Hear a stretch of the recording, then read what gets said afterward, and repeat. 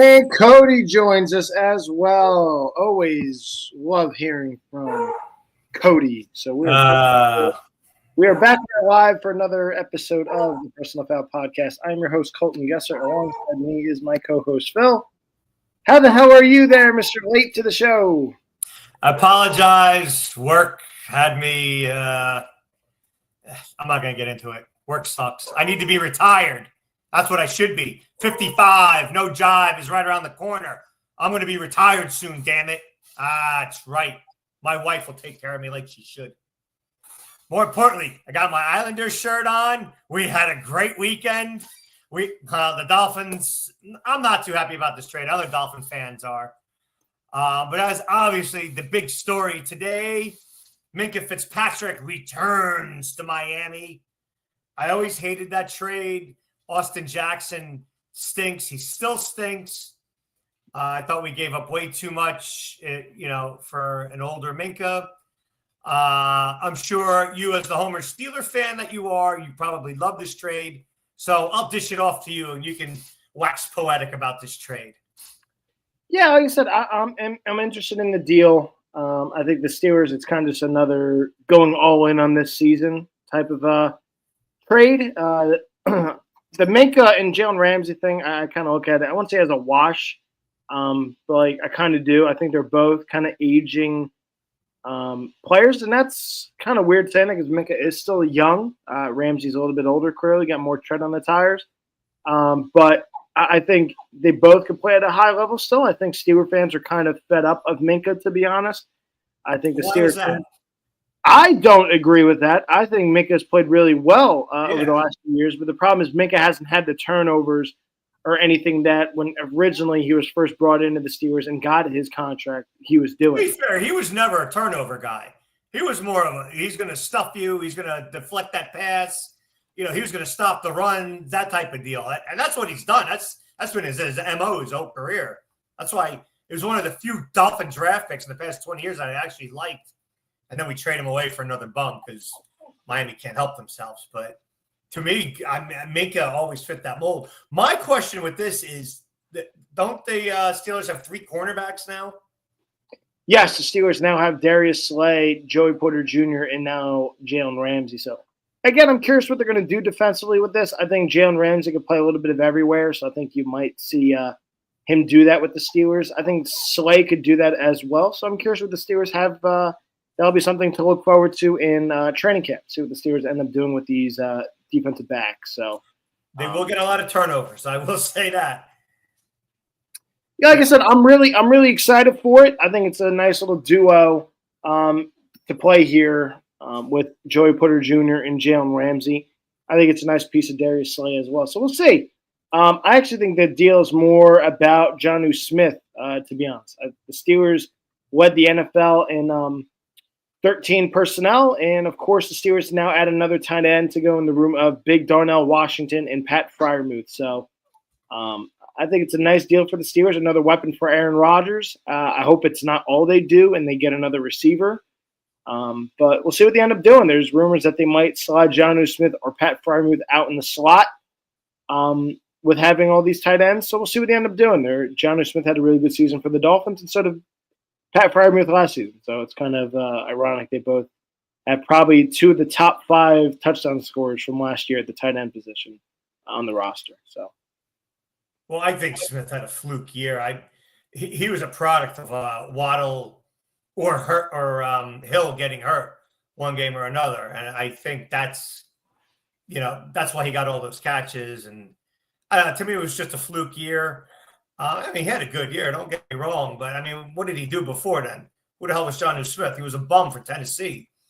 All of a sudden, he blossomed because he was in a high-octane passing offense. Pittsburgh, yes, they have Rodgers and they have Metcalf, but, it's still a run-first mentality in Pittsburgh, I think. Although it's going to be a little different this year with Rodgers, but I don't know. They're going to go out and do 2 tight end sets. Is that going to be the plan now? 3 tight end sets. 3 tight end sets? They did it last year. They led the league. If you just listen to your damn co-host. I heard you. There's too much ego on that team to have 3 tight end sets and then DK Metcalf. That's not going to happen. I don't see that happening in any way, shape, or form. Yeah, we'll see what they end up doing, but that is the breakdown of that deal. So, as a Dolphins fan, you still disappointed on the deal. Any further comment on it, or are you kind of done with the conversation? Well, my problem is this with Miami. I know a lot of people are excited. My problem is I can't get excited for this team because it's the same garbage draft that we have year after year after year. It's just an absolute abortion of a roster outside of Tua, who's the most overpaid quarterback in football, maybe next to Trevor Lawrence, Hill, who's always hurt, and Waddle, who's always hurt. And A-Chain, he has good games against bad teams.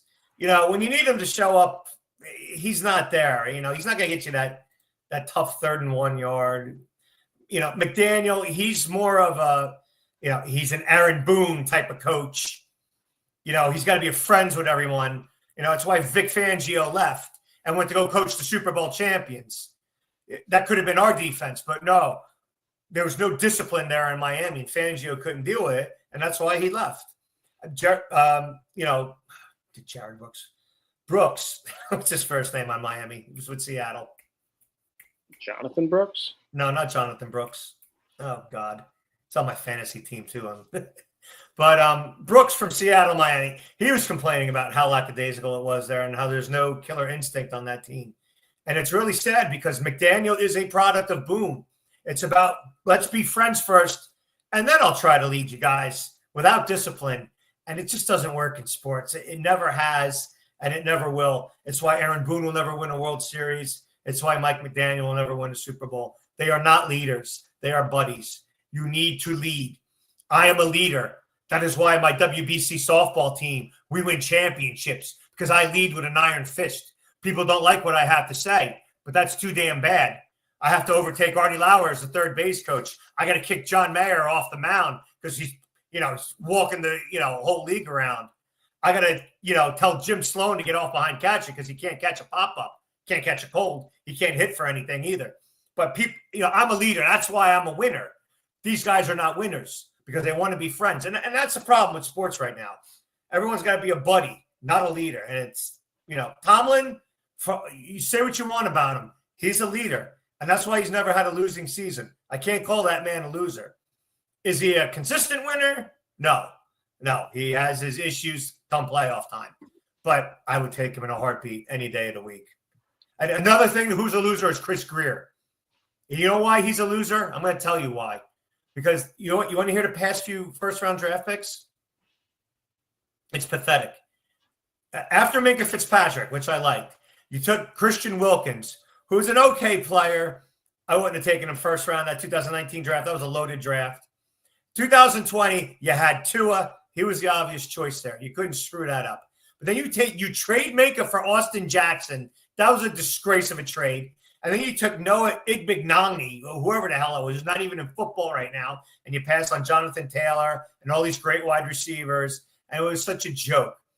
In 21, you took Waddle over, you traded up. You could have had the receiver on, oh my God, the receiver on Cincinnati. I am so terrible with names. Jamar Chase. Jamar Chase. Thank you, Jesus. I'm not in football mode yet. I'm sorry, fans. You could have had Chase, and we ended up with an always hurt Jalen Waddle. Then we back it up with Jalen Phillips, who's guy's always hurt. He came out with a concussion. So, yeah, let's blow a first-round pick on him. We traded our 22 and 23 picks for Tyreek Hill. You had to do that at the time. At 24, who was it? Chop Robinson, another bum.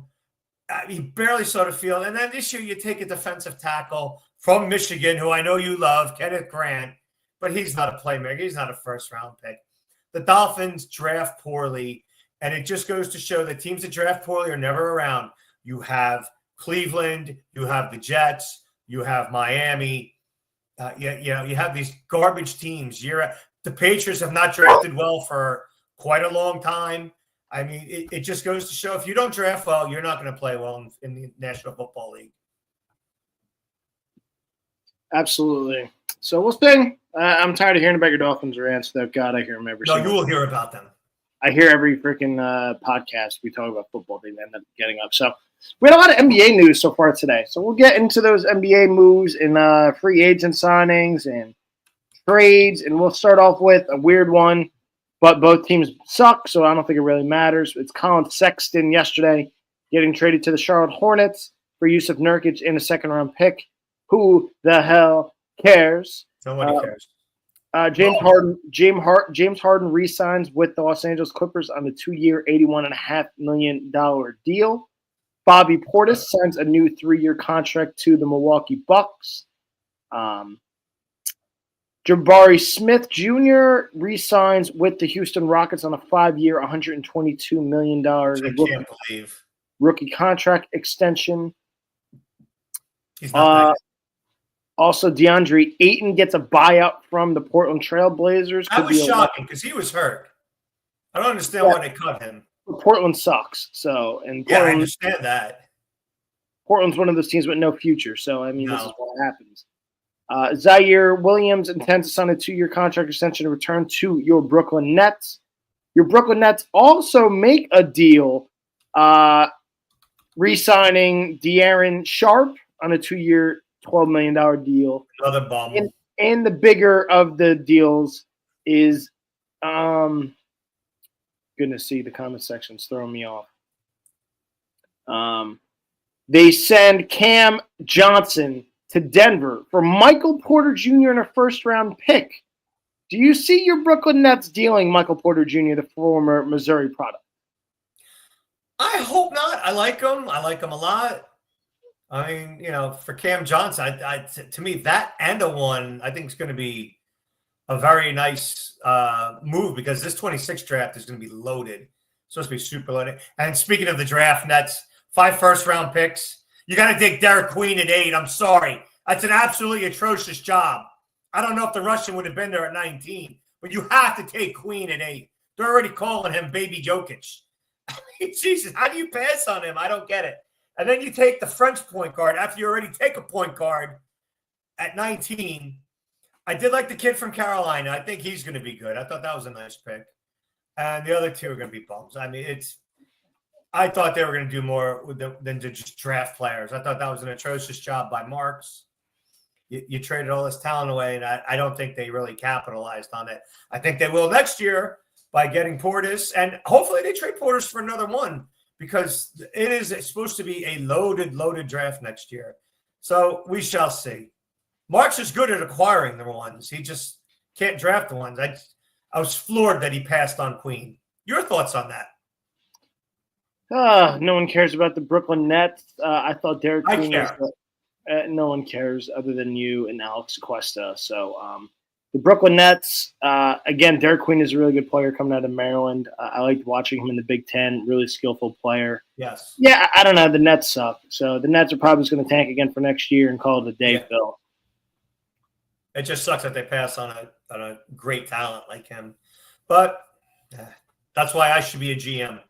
I should be a head coach. You should be everything. Phil. You should be like Belichick, president and head coach. Oh, I should. My God, you know how many titles I would win?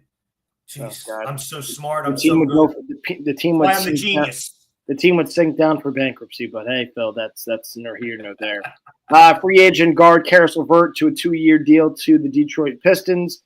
Clint Capella signs a 3-year deal to the Houston Rockets, and now the Houston Rockets have Capella and Steven Adams. No idea what the hell they're doing. Oh, and Sengun on top of that. I don't know what the hell Houston's doing. Houston got into this happy panic after they got Durant, and I don't know. To me, that's just not a great team. Oh yeah, we got Durant. Big deal. I don't know. Now they have a bunch of bigs. Now they're paying a bunch of bigs that can't play on the floor at the same time. So it's very genius by Houston. Luke Cornett, what a surprise deal. Got a nice little paycheck. Luke Cornett from the Boston Celtics signs a 4-year, $41 million deal to the San Antonio Spurs. Kevon Looney finally leaves the Golden State Warriors and signs a 2-year, $16 million deal with the New Orleans Pelicans. I think a nice little bargain deal here for the Dallas Mavericks as they sign D'Angelo Russell on a 2-year, $13 million deal. That is really cheap for a nice bench player in D'Angelo Russell, I think. Nice guy that can points. I agree. Bruce Brown agrees. Play. You missed What's the up? big one, though. I'm still going. I'm sorry. What are you waiting for here? You Kevin Porter Jr. returns to Milwaukee in a 2-year deal. Bruce Brown resigns. And are you talking about the big one? Oh my God, this isn't a big one. Are you talking about LeBron James resigning? Is this what you're going for? That's not a big $51 million for 1 year. Correct. Yes. I don't even to tell you. Everyone saw that one coming. You think he's leaving Bronny as Bronny's a Laker? Of course not. So but that's not a title team. That's why I'm surprised he stayed. I thought he'd want to leave on his legacy. He still might. On my riding into the fan, God, Boomer Gio one shut up about looking into Rich Paul's comments like, ooh, LeBron might want to be dealt out of here. LeBron might want to go to a winner. Okay, fantastic. You think he would want to win on his last year? I have no issue trading LeBron James. If the Lakers can get something for him, I have no issue dealing him. I don't. Sure, he's been a great Laker. I appreciate him getting the Lakers back to relevancy. He has been a great. It's not Magic Johnson, for Christ's sakes. Oh, boo-hoo. He's won a title with the Lakers, and he got them back. You say a COVID title. They played damn near a whole season. They went back to the bubble, played a bunch of games to finish out the seeding. And by the way, they didn't bring the bum teams. They brought all the teams that were either 2 games out of the playoffs or teams that were already in the playoff bracket. So I need something over my head that goes Homer alert every time you start with that. Oh, no. Go for it. You got a son. You do that. You figure out how to do that, and I'll let you do it. Oh, wait, you can't. So kiss my ass. So he gets the Lakers back to relevancy after being horrible after the Kobe decline. So, yeah, I'm very thankful, for LeBron James, what he's done for the Lakers. So if the Lakers want to deal him to a team like Cleveland, by the way, that's what I heard this morning. It was like, oh, trade him to the Knicks or trade him to the Cavaliers because the East is easier. Cool, I got it. The East is easier. But, like, why in the hell? I saw a deal from Cleveland. It was like a mock trade. It was trading Darius Garland, Jared Allen, and somebody else to the Lakers for LeBron. Holy shit, I'd sign up for that in a heartbeat. Golly, give me the big and give me Darius Garland to go along with Luka. What in the hell? So that's a terrible deal for Cleveland if they do that. If that's actually, if that's, by the way, the offer, holy God, meet, call me Roadrunner at the freaking door, handle LeBron back to Cleveland. What I thought LeBron was going to do was, like go to a Cleveland or New York, end it, trying to win a title. Because, I mean, let's face it, they're not winning a title with the Lakers. Most likely not, because especially all the centers are getting picked up off the board. So the Lakers are kind of still center heavy, and I don't think DeAndre Ayton's moving the needle if they sign DeAndre Ayton. My thing for LeBron is, by the way, I will never disagree with a lot of people when they say he's a selfish guy. He's 1,000,000% a selfish guy. $52 million, my man. You haven't made enough money. Yeah. You haven't made enough money, really. Even if you wanted to be a Laker still. You couldn't sign and make less, or go sign somewhere else for less. Like it's kind of like, come on. Yeah, that is a little rough to take. But yeah, that's what they're getting today. So make the money. Good Correct. For them. And Jaren Jackson Jr. signs a 5-year monster $200-something contract. So the Grizzlies will forever suck. Good luck ever getting rid of that. Wow, that's terrible. Yeah, it's another terrible deal. The problem is, there are some brutal contracts. Yeah, well, the problem is when you're in some of these small markets, you're very scared how you're going to get a top player to come to you. So they do moves like that, and they re-sign their guys, even though they don't deserve that money. So that is the NBA news for now. Again, we'll probably have more next week with NBA free agency and trades getting off and running hot and heavy. So we will talk about that next week. Everyone's favorite time of the show. Phil, your time to rant about the New York Yankees and the New York Mets. Phil, the floor is yours before we wrap up. Before that, I just want to say the Islanders had a hell of a draft. They traded Dobson, and then the Canadians spent almost $10 million a year on him, which is an absolute joke.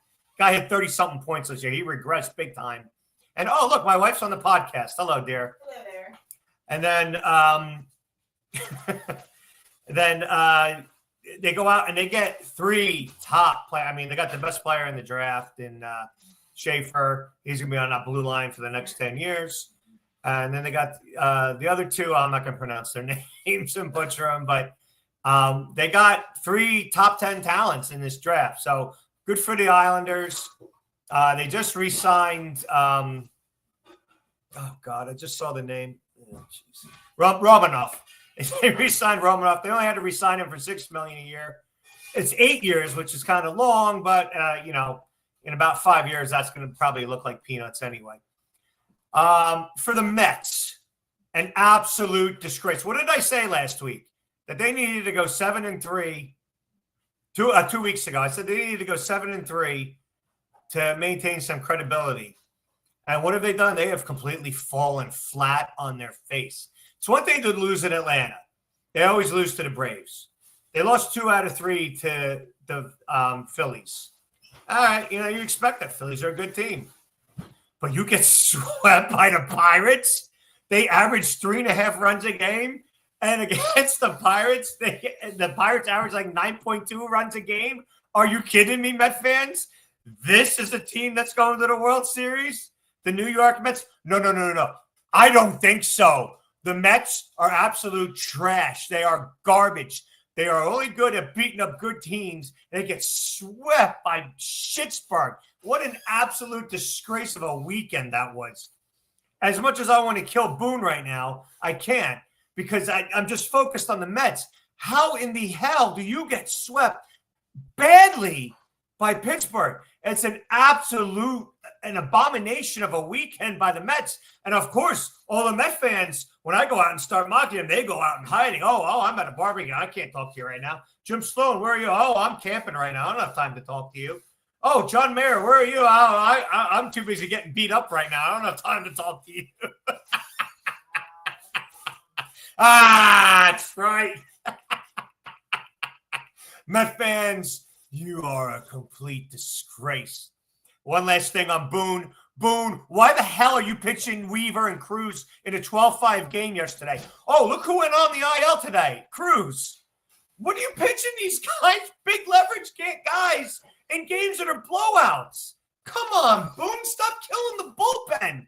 Let your starters go a little longer. Oh, Stroman can only go 5 innings. That's it. Why? What are we saving him for? A start in 2 years? He's going to be retired. Let him pitch till his arm falls off. I don't understand the madness of this. I really don't. The bullpens are just getting absolutely destroyed with injuries because they're pitching when they don't need to. You have the floor. You're on mute. Oh, darn it. Oh. That's the Yankees for you. That's Boone for you. Like I said, I witnessed it firsthand the game I was at last 2 years ago when I was in Baltimore. And coming up with the whole lefty side of the lineup for the Orioles, and he takes out Wander. What the hell was his name? The lefty that they got in the trade a few years ago. He was good for the Yankees. Damn it. Burns? No, hell, from the Yankees. Oh, from the Yankees. They traded with the Giants for him, I believe. It was a relief pitcher. He was actually good for the Yankees. Gosh. Oh, you're a fake fan. God. I can't remember. It was a lefty reliever we got. Yeah. Why do I feel like it starts with a W? Willie. Oh, God. Willie something, I think. Fudge. Anyway. He's with the Padres now. I know you're talking about. Yeah. Yeah. What the hell's his name? I forget his name, but whatever. Anyway, he was pitching for the Yankees. Deal. He was pitching for the Yankees. He came and he pitched a 1-2-3 inning in the 8th and threw 9 pitches, something crazy, 8-9 pitches, or he came in for one more out to get the last out of the 8th. And top of the 9th, Yankees do nothing. Yankees get robbed of a run, diving catch in right field, I think by Santander, and the Orioles come up and he switches. I forget who he went to. He went to a righty against an all-lefty lineup coming up for the Orioles, like Santander, Rutschman, and Mullins, and he switches to a righty, and sure as shit, home run, walk-off later. I'm like, what in God's green earth is Boone doing? I forget. God, it's going to drive me nuts if I forget the guy's name. But that's the Yankees. That's the Yankees, and that's Boone for you. There's no pitching with your head. It's pitching with numbers and looking for the next 5 years down the road. I don't get it. That's baseball in 2024, 2025. That's what it is. Treat pitchers like running backs. Throw them till their arm falls off. And for the Mets, you thought having no starting pitching was going to work? You thought just signing Juan Soto was going to save all your problems? You guys suck. Griffin Canning of the world, Their ace is done for the year. Manayas of the world. Like this team's stupid. This is what you get for this Penguin Soto and not getting any starting pitching. Oh, you're gonna go trade for old ass Jacob deGrom. Oh, bring back your old beat up toys. Go for it, New York. God, you guys suck. This is what you get for spending the money on Soto. You're gonna lose Pete Alonso at the end. Congratulations. It was worth nothing. You guys suck, and you got swept by the damn Pirates, you bums. That's right. Tell him, Colton. Preach. I got nothing else to say, Phil. Anything else before we wrap this thing up? Yes, I can't wait for the Subway Series this weekend. I guess our next show will be All-Star Weekend. We'll have the Home Run Derby, the All-Star Game next week, but the big three, Friday, Saturday, and Sunday. I don't want to overlook Toronto because I hate Toronto with a passion. I can't stand Vlad Guerrero. I hate Bo Bichette. He cost me a fantasy title last year. I hope he rots. So I hope we have a 4-game sweep in Toronto, and then we have a nice little 3-game sweep of the Mets just to bury the Mets once and for all because you all deserve to be buried because you all stink. That's right. Hell with them. So thank you for everybody for tuning in. We'll be back again next week, hopefully recapping some more NBA action and more NFL news as it's ticking closer and closer to training camp. So, and of course, MLB news as well. So appreciate everyone for tuning in. We'll be back again next week. Thanks, everybody. Happy Independence Day, everybody.